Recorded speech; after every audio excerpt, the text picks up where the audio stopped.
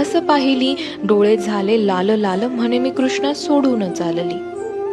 कुठे गेली रुक्मिणी कुणास बाई ठाऊक, कृष्ण भटकतोय तिला शोधत, होऊन व्याकुळ भाऊक.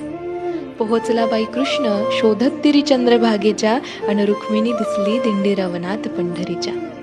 कृष्ण म्हणवितो रुक्मिणीस, पण ती रुसलेली फार, म्हणतो कसा, अगं रुक्मिणी कसा करू मी तुझ्या विना वैकुंठाचा संसार.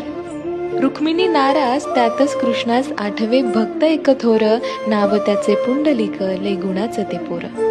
पुंडलिकाच्या घरी आली कृष्णाची गबाई स्वारी, पुंडलिक करीतो आई बापाची सेवा, ठेवून उभा विटेवर कृष्णाला दारी.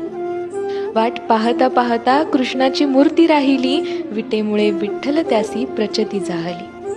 28 युगे झाली लांब उभी राहुनी, रुक्मिणी रुसवातो घरी, अवघ्या भूमंडळाचा संसार बघत विठ्ठल उभा विटेवरी.